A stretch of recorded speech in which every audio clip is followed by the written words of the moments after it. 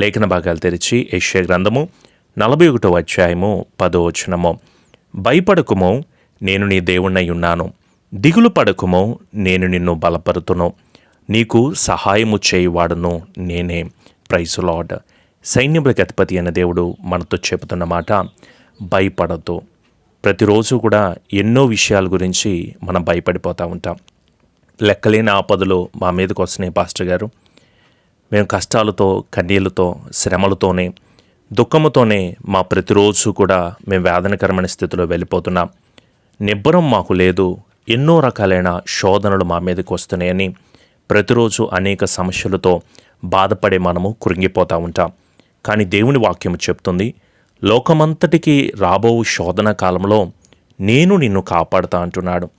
లెక్కలేని ఆపదలు ఎన్ని నీ మీదకు వచ్చినా, ఎన్ని కలవరములు నీ మీదకు వచ్చినా, ఈరోజు నీవు పడుతున్న ఎన్ని భయానకమైన పరిస్థితులైనా భయపడొద్దు, నేను నీకు తోడై ఉన్నాను కదా. నీవిప్పుడు పడుతున్న భయములన్నిటిలో నుంచి నేను నిన్ను రక్షిస్తాను కదా. నీ ప్రార్థన నాకు వినపడినది. నిశ్చయముగా ఈరోజు నీవు పడుతున్న ప్రతి శోధన సమయంలో నుంచి నేనే నీకు విడుదలనిచ్చి, సమాధానాన్నిచ్చి, ఈ ఆపదలన్నిటిలో నుంచి విడుదల కలుగు చేస్తాను అని ప్రభువే మాట్లాడుతున్నాడు. అయినా సరే ఎందుకు మనం ఇంత కలవరపడాలి? ఎందుకింత కంగారు పడాలి? దేవుడు మనకు దిగులు పడొద్దు అని చెబుతున్నాడు. ఎందుకంటే ఆకాశం నుంచి మన్నాను కురిపించి ఇశ్రాయేలీలందరినీ దేవుడు పోషించాడు. పగలు మేఘస్తంభంగా, రాత్రి అగ్నిస్తంభంగా ఇశ్రాయేలీ ప్రజలందరినీ కూడా దేవుడు నడిపించలేదా? ఎర్ర సముద్రమును 2 పాయలుగా చేసి ఆరిన నేల మీద వాళ్ళందరినీ కూడా స్థిరపరిచి కృప దయచేయలేదా? అలనాడు మనకి తోడై ఉంటున్న దేవుడు ఈరోజు మనల్ని నడిపించడా? మనము దేవునికి మొర్రపెట్టే వారిగా ఉందా? ఈరోజు నీవు బానిసత్వ బ్రతుకులో ఉంటున్నావేమో, కృంగిన స్థితిలో ఉంటున్నావేమో. అయ్యో నా జీవితము, నా బ్రతుకేంటో ప్రతిరోజు కలవరపడుతున్నా, బాధపడుతున్నా, ప్రార్థన ఉండట్లా, విశ్వాసం ఉండట్లా, సందేహిస్తున్నాను, ఎన్నో రకాలుగా నేను కలవరపడుతున్నానని ప్రతి కలవరముతో, చీకు చింతలతో బాధపడుతున్న బిడ్డలారా, ప్రభు మనకున్నారు కదా. ఈ లోకములో లోకస్తులాగా పడిపోవడానికి కాదు. కొందరు రథములు బట్టి, కొందరు గుర్రములు బట్టి అతిశయపడతారేమో, కానీ మనమైతే మన దేవుడైన యేసయ్య నామాన్ని బట్టి మనం అతిశయపడే వారిగా ఉండాలి. లోకస్తులు పడిపోతారు, కృంగిపోతారు, దిగజారిపోతారు. అయ్యో నా బ్రతుకేంటి అని కలవరం పడిపోతూ ఉంటారు. కానీ దేవుణ్ణి తెలుసుకున్న నీవు నిబ్బరం కలిగి ఉండొద్దా? ధైర్యంగా నీవు ఉండొద్దా? భయపడొద్దని ప్రభువే చెప్తా ఉంటుంటే, దిగులు పడొద్దు అని చెప్తా ఉంటుంటే ఎందుకు నువ్వు అనేక రకాలుగా బాధపడిపోతూ ఉంటావు? ఈరోజు సేవకునిగా నేను చెప్పగలను, దేవుడి నిన్ను ఆశీర్వాదకరముగా, జనులు సైతము ఆశ్చర్యపడే విధంగా నీ అప్పుల సమస్యలు కానీ, నీ వ్యాధి సమస్యలు కానీ, నీ కుటుంబ సమస్యలు కానీ, నీవు పడుతున్న వేదనకరమైన స్థితిగతులు అన్నిటిని కూడా ఆనందంగా, సంతోషంగా, ఫలభరితముగానే దేవుడు నడిపించబోతున్నాడు. విశ్వాసము కలిగి ఉంటే నోవాహును, దావీదును, యెహోషువను, హిజ్కియాను, ఏలియాను పోషించి నడిపించిన దేవుడు ఈరోజు మిమ్ములను కూడా లేవనెత్తి తన కృపాహస్తము ద్వారా బలపరచగలిగిన దేవుడై ఉంటున్నాడు. Praise the Lord. నీకు నేను సహాయము చేస్తానని చెబుతున్నాడు ఆయన. చాలామంది సహాయం కోసం ఎదురు చూస్తాం కదా. ఈరోజు మీరు కూడా మనుషులందరి గురించి నేను చాలా ప్రయత్నం చేశాను పాస్టర్ గారు. అందరి వైపు చూశాను, అన్ని రకాల ప్రయత్నాలు చేశాను, కానీ మా వల్ల కావట్లేదు, మా చేత కావట్లేదు, ఏం చేయాలో కూడా అర్థం కావట్లేదు. మేము ఎన్నో ప్రయత్నాలు చేశాం, కానీ చివరిగా నీవు ఆయన దగ్గరికి వచ్చావు కదా. ముందుగా ఆయన హస్తములోకి రావడానికి ప్రయత్నం చేయి.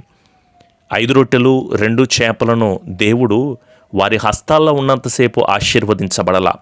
ఎప్పుడైతే ఆయన చేతిలోకి వచ్చారో, ఆయన చేతిలోకి ఆ ఆహారం వచ్చిందో అది ఆశీర్వదించబడింది. ఈరోజు మీరు కూడా మీ సొంత ప్రయత్నాలతో, మీ సొంత ఆలోచనలతో మీరు మనుషులను నమ్ముకుని, మీ చుట్టుపక్కల డబ్బు, పేరు, ఆస్తి, హోదా, శక్తి కలిగిన వారని, అధికారం కలిగిన వారని వాళ్ళని వెళ్ళి నమ్ముకొని బాధపడి, భయపడి, మోసపోయిన విషయాలు చాలు. ఇప్పుడు దాకా కూడా ఈరోజైనా, ఈ నిమిషం నుంచైనా సరే మీ హృదయంలోకి నజరేయుడైన యేసు ప్రభుల వారిని ఆహ్వానించుకోండి. మీ స్థితి మార్చగలిగింది ఆయనే. మీ పరిస్థితి మార్చగలిగింది ఆయనే. ఎలాంటి పరిస్థితులు నీకు ఎదురైనా సరే నిన్ను లేవనెత్తగలిగి, నీ ఏడుస్తూ, కన్నీరు పరుస్తూ, అవమానాన్ని పొందుకుంటూ, ఏంటి చేతకాని వాడమని అనిపించుకుంటూ నిందలు అనుభవిస్తున్న జీవితం ఇప్పుడు దాకా చాలు. నీవు హేళన పొందిన జీవితం చాలు. ఇప్పుడైనా, ఈరోజైనా దేవా, నా స్థితి మార్చబడాలి, నా పరిస్థితి మార్చబడాలి, నేను పూర్వకాలంలో నేను అనుభవించిన ప్రతి ఆనందము మరలా నేను పొందుకోవాలి అని ఆశపడుతున్న బిడ్డలారా, ఈరోజే ఈ నిమిషమే నేనే నీకు సహాయము చేస్తానని ప్రభువే మనకు చెప్తా ఉంటున్నప్పుడు దేవుని వైపు మనము తిరుగుతాము. ప్రార్థించే బిడ్డలుగా ఉందాము, దేవునిని అడిగేవారిగా ఉందాము. ఎందుకంటే ప్రభు దగ్గరికి చేర్చబడిన అనేక కుటుంబాలు దీవించబడిని. ఆయన దగ్గరికి వచ్చిన ప్రతి ఒక్కరూ కూడా ఉన్నతంగా నడిపించబడారు. అబ్రహాము పిల్లలు లేని వాడిగానే ఉండిపోలేదు, మోషే నైలు నదిలోనే ఉండిపోలేదు, యోసేపు గోతి స్థితిలోనే ఉండిపోలేదు, ఎస్తేరు బానిసగానే ఉండిపోలేదు, హన్నా గొడ్రాలిగానే నిలిచిపడిపోలేదండి. దానియేలు సింహాల బోన్లోనే ఉండిపోయాడా, లేకపోతే లాజరు సమాధిలోనే ఉండిపోయాడా? ఈరోజు నీ స్థితి అక్కడే ఉందని, అదే స్థితిలో ఉంటున్నారని, నా వల్ల కావట్లేదు పాస్టర్ గారు, నా చేత కావట్లేదు, అయ్యో ఏంటి నా శక్తి కొంచెముగా ఉందని దిగులు పడుతున్నావేమో, మన పక్షాన ఉంటున్న దేవుడు జీవము కలిగిన వాడు. ఆయనకు అసాధ్యమైనది ఏదైనా ఉన్నదా? అనేక రకాలుగా మోసపోయి ఇబ్బంది పడిన పరిస్థితులు చాలు. దేవుని వైపు తిరిగి దేవునికి మొరపెట్టి, దేవా నీవే నాకు దిక్కు, నీవే నా ఆధారము, నీవే నా ఆశ్రయము, నీ మీదే నేను నమ్మిక కలిగి ఉన్నాను ప్రభు అని, నీవే నాకు సహాయము చేయి తండ్రి అని దేవుని అడగగలిగితే, ప్రయాసపడి భారం మోస్తున్న సమస్త జనులారా మీరు నా ఎద్దుకు రండి, నేను మీకు విశ్రాంతినిస్తాను అన్నాడు. నోవాహు పట్ల దేవుడు కృప చూపించలేదా? నోవాహు రక్షించబడ్డాడండి. అబ్రహాము పట్ల దేవుడు కృప చూపించలేదా? అర్హత లేని వారికి దేవుడు అర్హతనిస్తూ ఈరోజు మన పట్ల కూడా దేవుడు తన కృపను చూపించట్లేదా? మోషే నాయకుడిగా నిలబడ్డాడు. మోషే ఏ పాటివాడు, కానీ మోషే పట్ల దేవుడు కృప చూపించాడండి. దావీదు పట్ల దేవుడు అత్యున్నతమైన కృపను చూపించాడు. దావీదు రాజుగా ఎంచబడ్డాడు. రూతు ఎందుకు పనికిరాని దానిగా ఉంది, ఏమీ లేని రిక్తహస్తాలతో ఉన్నది, కానీ రూతును దేవుడు ధనవంతురాలను చేశాడు. వాక్యం వింటున్న బిడ్డలారా, యోసేపు సంగతి మనకు తెలుసు, ఎస్తేరు సంగతి మీకు తెలుసు, అబ్రహాము సంగతి మీకు తెలుసు. అనేక ఆత్మీయులైన బిడ్డలో మనము ప్రతిరోజు సాక్ష్యాలుగా వాక్య రూపంలో ఎందుకో పనికిరాని మనము దేన స్థితిలో ఉన్నామని, సొమ్మసిలిపోయిన బ్రతుకులో ఉన్నామని, నా వల్ల కావట్లేదు, నా చేత కావట్లేదు అని దిగులు పడుతూ బాధపడుతూ ఒకవేళ ఈరోజు నువ్వు వాక్యాన్ని వింటున్నావేమో, నీ వల్ల కాకపోవచ్చు, కానీ ప్రభువే చెబుతున్నారు, నేను నీకు సహాయమును చేస్తాను. ఈ క్షణమే మోకరించి ప్రార్థన చేసి, ప్రభువా నాకు సహాయమును అనుగ్రహించు, నేను కూడా నీ చేతిలోకి వస్తున్నానయ్యా, నేను చేసిన తప్పులు, పాపాలు, అతిక్రమాలు, చెడు క్రియలు చాలా భయంకరంగా ఉన్నాయ్యా, మరొకసారి నీ సన్నిధానంలో ఉంటున్నాను. ఈ సాతాను నా జీవితంలోకి వచ్చి, నా బ్రతుకులోకి వచ్చి అనేక కలవరాలు నా పట్ల కలుగు చేస్తున్నాడు. అయినను కూడా నేను నీ వైపే చూస్తున్నాను, నీ మీదే ఆధారపడుతున్నాను. నీ వాక్యమే నన్ను బలపరుస్తుంది, నీ మాటే నాకు శక్తినిస్తుంది, నీ కృపే నన్ను బలపరుస్తుందని మీరు దేవుని అడగగలిగితే, ఈ క్షణమే మోకరించగలిగితే నాతో పాటు ప్రార్థన చేయండి. నాకు సహాయము చేయండి ప్రభు అంటూ కండ్లు మూసుకొని కన్నీటితో దేవుణ్ణి అడుగుదాము. కృపగలిగిన మా తండ్రి, మరొక రోజు మీరు మాతో మాట్లాడినందుకు వందనాలయ్యా. నీ ధైర్యపరిచే మాట మాకు తెలియచేసినందుకు స్తోత్రములయ్యా.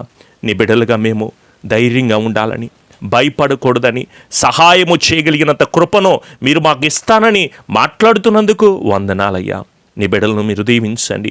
కుటుంబ సమస్యలతో, శరీర వ్యాధులతో, ఆర్థిక ఇబ్బందులతో, తాగుడికి బానిసైపోయిన కుటుంబాలు, పాపానికి, ప్రతి దురాత్మ శక్తికి కంగారు పడుతున్న ప్రతి చీకటి శక్తులన్నిటినీ కూడా యేసు నామములో విడుదల మీరు కలుగు చేయండి. చదువులో మంచి జ్ఞానాన్ని ఇవ్వండి ప్రభువా. జాబుల్లో విజయాన్ని కలుగు చేయండి. వివాహాల కోసం ఎదురు చూస్తున్న వారు, గర్భఫలాల కోసం ఎదురు చూస్తున్న వారు, శరీర బలహీనతతో బాధపడుతున్న వారు, కిడ్నీ సమస్యలని, క్యాన్సర్ సమస్యలని, గుండె సమస్యలని, గ్యాస్, బీపీ, షుగర్ సమస్యలని, కోర్టు సమస్యలు, వ్యాపార సమస్యలు, చాలా రకాలైన ఇబ్బందుల్లో బాధపడుతున్నారు. ఈ డబ్బు వ్యామోహంలో పడిపోయి ఆత్మీయ స్థితిలో మీ మాటను లెక్క చేయకుండా వెనకాడిపోతున్న బిడ్డలందరినీ కూడా దయచేసి క్షమించండి ప్రభువా. ఒక్కసారి మమ్మల్ని జ్ఞాపకం చేసుకోండి. మేము చేస్తున్న ప్రార్థనను అంగీకరించండి నాయన. నమ్మకమైన వారికి దీవెనలు మెండుగా వస్తాయి అంటున్నారు. ఈ లోకంలో నాయన మీరు మాకు ఇచ్చిన పరిశుద్ధతలో తప్పిపోతున్నామయ్యా. మీరు మాకు తెలియజేసిన ప్రార్థనలో మీరు మాతో మాట్లాడుతున్న ప్రతి విషయంలో కూడా మేము త్రొట్టిల్లిపోతున్నామయ్యా. అలా కాకుండా దేవా, మరొకసారి నీ కృపతో, నీ మాటతో, నీ వాక్కుతో మాతో మాట్లాడినందుకు మీకు వందనాలు తండ్రి. నీ దక్షిణ హస్తముతో మమ్మల్ని రక్షించండి ప్రభువా. ఈ లోకంలో మేము భయపడుతున్నాం, దిగులు పడుతున్నాం, సహాయము ఎవరు చేస్తారని ఎదురు చూస్తూ ఉంటున్న టైంలో మీరే మాతో మాట్లాడినందుకు మీకు వందనాలు తండ్రి. మేము, మా కుటుంబం అంతా కూడా లోకంలో కలిసిపోకుండా, పాపమును మాకు అంటనీయకుండా ఈ రోజంతా మాకు తోడై ఉండమని తండ్రి అని దీవెన, కుమారుని యొక్క కృప, పరిశుద్ధాత్మ యొక్క అన్యోన్య సహవాసపు సన్నిధి ఈ రోజంతా బిడ్డలకు తోడయ్యుండి సమృద్ధికరంగా నింపి స్థిరపరిచి కృపనిచ్చి ఆశీర్వాదకరంగా బిడ్డలను స్థిరపరిచి కృపద ఇచ్చేయబడను గాక. ఆమెన్. ఆమెన్. మీ అందరికీ కూడా ప్రత్యేకమైన వందనాలండి.